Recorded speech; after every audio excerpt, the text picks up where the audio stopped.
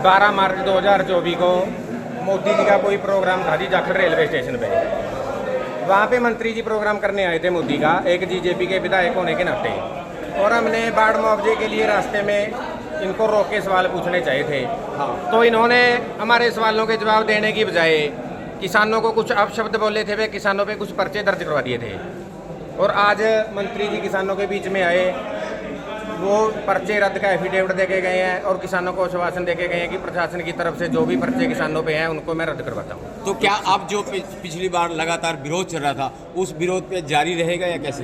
BJP का विरोध बिल्कुल जारी रहेगा जी। ये बात मैं स्पष्ट तौर पे कहना चाहता हूँ कि आज का जो ये एक निजी विवाद था देवेंद्र बबली के साथ, देवेंद्र बबली ने किसानों को अपशब्द बोला था, तब ये जेजेपी का विधायक था, तब किसानों के साथ इसका पर्सनली विरोध था, इसकी मतलब भाषा की कड़वाहट को देखते हुए। आज ये अपनी भाषा को वापस लेते हुए पर्चे जो है कैंसिल करवा के गया है। अब लेकिन जो बीजेपी का विरोध है वो पहले भी किसान बीजेपी का बहिष्कार करते थे, नहीं बीजेपी और जेजेपी का। आज हम बीजेपी का जो विधायक है, बीजेपी और जेजेपी का जो भी विधायक है टोहाना से, उसका बहिष्कार करते हैं और उसका विरोध करते हैं और किसानों से अपील करते हैं कि बीजेपी को वोट ना डालें, और इनका विरोध करते भी रहेंगे। ये तो पंचायत हुई है, पंचायत देवेंद्र बबली ने धक्के मारे थे किसानों को, मुकदमे दर्ज कराए थे, वो आज मुकदमे वापस ले रहे हैं और उन्होंने माफ़ी मांगी है किसानों से कि मेरे से जो गलती हुई है उसके लिए माफ़ी दे दी है। पंचायत में बड़े बड़े मामले सुलझ जाते हैं, तो ये पंचायती तौर पर उन मुकदमों का निपटारा हुआ है। कोई देवेंद्र बबली का समर्थन का फैसला नहीं हुआ, देवेंद्र बीजेपी को हराने के लिए अड्डी चोटी का जोर लगाएंगे। कौन कौन से जो मुकदमे दर्ज हुए थे, कौन कौन से वापस लिए गए, किन किन मुद्दों को लेकर सहमति मिली? वो जो 12 मार्च को मुकदमे करवाए थे देवेंद्र बबली ने, वो उनको वापस लिया गया और पंचायत के अंदर उन्होंने अपनी गलती मान ली है। तो पहले मामला ये था, 12 तारीख को किसानों का विरोध था जिसमें देवेंद्र बबली ने धक्के मारे थे, किसानों को मुकदमे दर्ज कराए थे। आज पंचायत में आकर उन्होंने अपनी गलती मान ली है और मुकदमे वापस लिए हैं। ये देवेंद्र बबली ने पंचायती रूम में उन मुकदमों का फैसला हुआ है, ना कि कोई उनके समर्थन का फैसला। बीजेपी को हराने के लिए संगठन अड्डी चोटी का जोर लगाएगा। भाजपा है जो किसान विरोधी है, इसलिए सब साथियों से भी निवेदन करेंगे जिस पंचायत का मकसद वो 12 मार्च के पर्चों के लिए वो पंचायती रूप में आए थे, पंचायत में एक फैसला हुआ। जैसे कुतियाली गांव में कुलदीप बिश्नोई ने माफ़ी मांगी थी हमारे से, उसी तरह देवेंद्र बबली ने किसानों से अपनी गलती माननी है, जो गलती हुई थी और मुकदमे वापस लिए हैं। वो एक मैटर था, मगर बीजेपी को हराने के लिए संगठन गांव-गांव तक जाएगा। आने वाले विधानसभा चुनाव को लेकर क्या इनका विरोध किया जाएगा?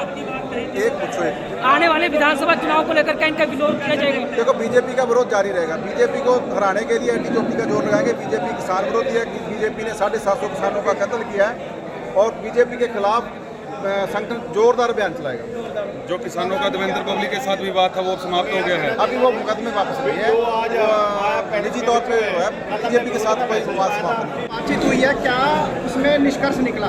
देखिए, आज किसान भाइयों से जो बात बैठक हुई है, कुछ हमारे आपसी ऐसे मतभेद थे उनको हमने दूर किया है मतभेदों को, और कहीं हमारी कोई भाषा चली थी जिससे हमारे किसान भाई पीड़ित थे।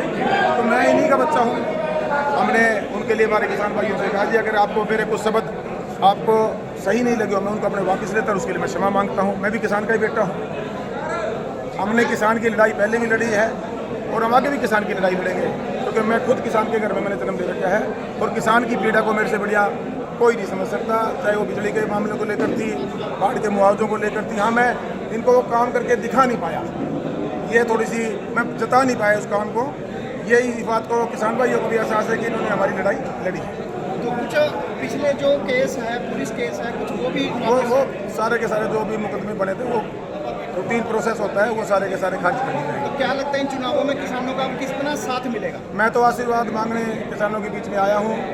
वो फैसला किसान भाइयों ने लेना है कि मैं भी किसान का बेटा हूँ और किसान का जो दुख दर्द है मेरे से बेटर कोई नहीं जानता। और मैं उम्मीद करता हूँ किसान जो हमारे परिवार हैं उनका आशीर्वाद उनसे के साथ रहे। ठीक है जी।